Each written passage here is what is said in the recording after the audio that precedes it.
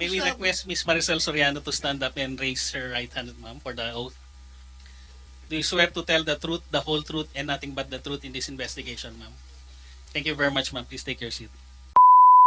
Ma'am, okay lang sa'yo? Magtatanong ako sa'yo. Two former household workers who lodged a complaint of serious physical injury against Maricel Soriano stated that they decided to flee from the actress condominium unit also because of her alleged cocaine use. Opo, pwede daw niyang Yes. basahin lang yung Okay, gustong basahin niya. basahin. Please, pakibasa. Magandang umaga po sa mga kagalang-galang ng mga senador at sa lahat po ng nandito ngayong araw. Ako po ay nakatanggap ng imbitasyon galing po kay Senador Bato de la Rosa para magbigay ng komento tungkol sa issue na pinag-uusapan dito sa hearing. Unang-unang humingi po ako ng paumanhin dahil hindi po ako sanay sa mga ganito. Alam niyo po, first time ko na po talaga na makatanggap ng imbitasyon na humarap sa Senado. Nakakakabahat, nakakatakot. Sa totoo lang po, hindi malinaw sa akin kung bakit po ako naimbitahan sa hearing. Nagtataka lang po ako dahil lahat po ng tumestigo dito ay nagsabing na-verify ang impormasyon, hindi na-verify ang impormasyon ni Mr. Morales at walang investigasyon na naganap. Pasensya na po kung nalilito po talaga ako dito. Gayunpaman, mataas po ang respeto ko sa Senado at sa mga kagalang-galang ng mga senador na nandito ngayon. Lalo na po si Chairman Senator De La Rosa. Sa abot po ng aking makakaya, tutulong ako na sagutin ang inyong mga katanungan. Pero sir, nakikiusap lang po ako sa inyo po. Kung ang usapin ay tungkol po sa mga bagay na may legal na implikasyon po, sana po ay pagbigyan niyo po ang aking abogado na sumagot para sa akin. Hindi man po ako abogado, sir. At sa usapang legal, mas nararapat po yata na ang abogado ko na lang po ang sumagot at magpaliwanag. Kung magkaroon man ho ng legal question, pinapahintulutan ko pong magsalita para sa akin si Attorney Agnes Maranan. Maraming salamat po, sir. Miss Maricel Soriano. Ma'am, okay lang sa'yo? Magtatanong ako sa'yo? Ha? Relax ka na? Okay? Sige. Ma'am, sa mga nag-viral na dokumento na nagdadamay sa pangalan mo, sa tingin mo ba may katotohanan ang mga nasabing dokumento? Sa tingin mo? Una-una po, hindi ko alam yung tungkol sa mga dokumento. Nalaman ko na lang yan nung pinakita sa akin. Dahil hindi po ako nagbabasa ng Okay. mga ganyan. Wala po akong alam. Wala. Thank you po. Next question po, ma'am. May property ka ba sa Rockwell? Ikaw ba ang nagmamay-ari ng Unit 46-C Rizal Tower Building located at Rockwell, Barangay Poblacion, Makati City? Opo, Sa'yo yon, opo. yung 46-C. Hanggang 2012 po, nabenta ko na ho yun. Wala na ako doon. 2012. Anong month yun nabinta? Hindi ho ako sigurado sa month, pero yung year na alala ko. So, your pre-ops is 2012, Your Honor. 2012. Yes, sir. 2012. 2012. So, bininta mo na after 2012. Pinenta ko po siya nung 2012. Yun lang po ang naalala ko. Okay.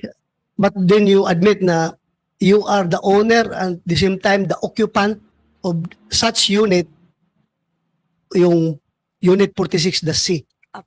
2012 bininta mo. Yes, Your Honor. And your pre-ops was 2012. 2012. Your Honor. 2012. March 11. Okay. Thank you. Ma'am, pwede bang makahingi ka ng kopya ng deed of sale nung unit na bininta mo? Apo. Ha? Wala. Kung meron kayong Hanapin ko po.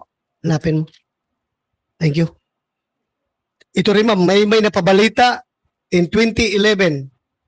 Two former household workers who lodged a complaint of serious physical injury against Maricel Soriano stated that they decided to flee from the actress condominium unit also because of her alleged cocaine use.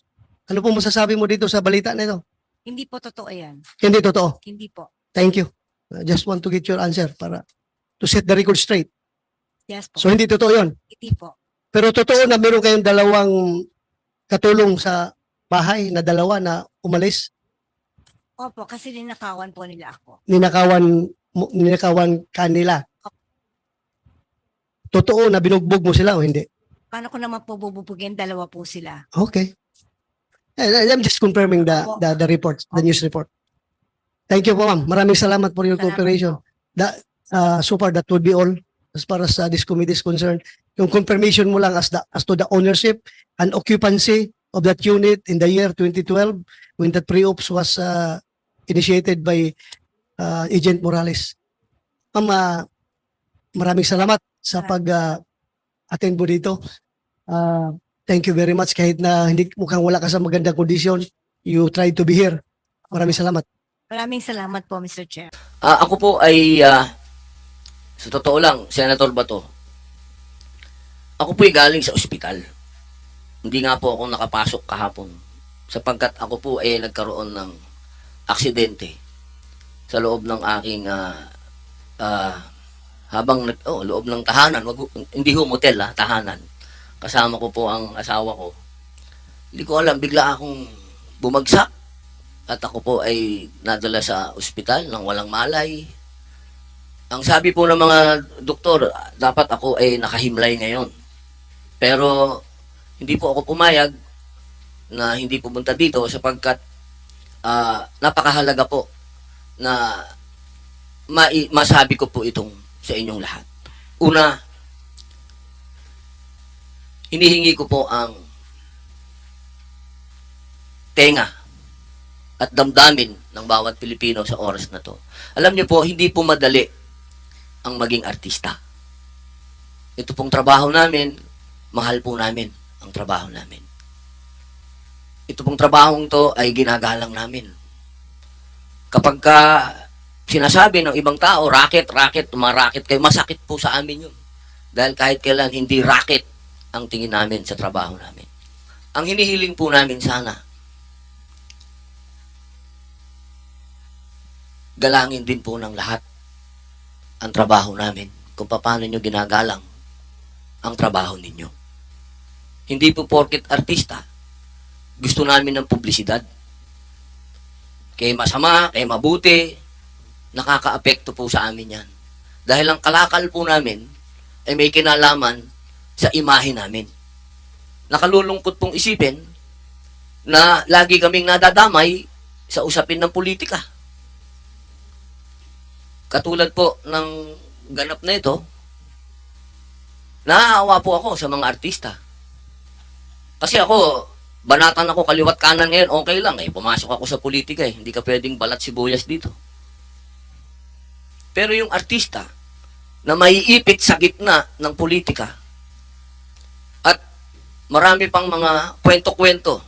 Alam niyo, sa panahon ng Pangulong Rodrigo Roa Duterte, kahit kailan, hindi pinag-initan ng mga artista. So, totoo lang, kahit nagkaroon ng drug war, pinangalagaan ang reputasyon ng mga artista.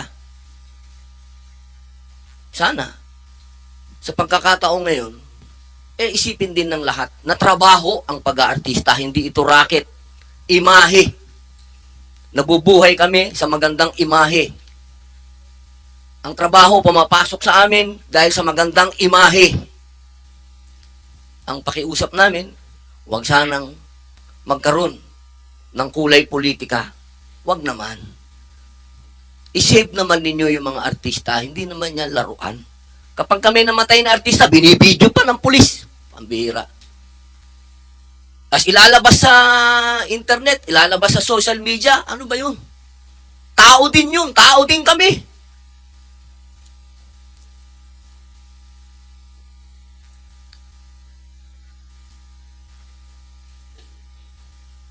Sana po, konting, kahit sabi nga ni FPJ, kahit konting pagtingin. Yun lamang po. Maraming salamat po, Senator Bato. Umani naman ito ng iba't ibang reaksyon mula sa ating mga netizens. Ayon kay Ryan Dumagit, bakit kay Maricel ang kalma nilang magtanong? Bakit kay Morales parang galit sila kung magtanong? Pahayag naman ni Vivencia Duat, Robin, kung wala kang magandang maitutulong sa investigation sa Senado, umalis ka na lang dyan. At ito naman ang saloobin mula sa ating kababayan na si Armin De Diego, yun lang ang tanong nyo kay Maricel. Bakit pag iba dinidikdik hanggang sa magmukhang guilty? Mga kababayan, feel free to comment below para maglabas ng saloobin sa balitang ito.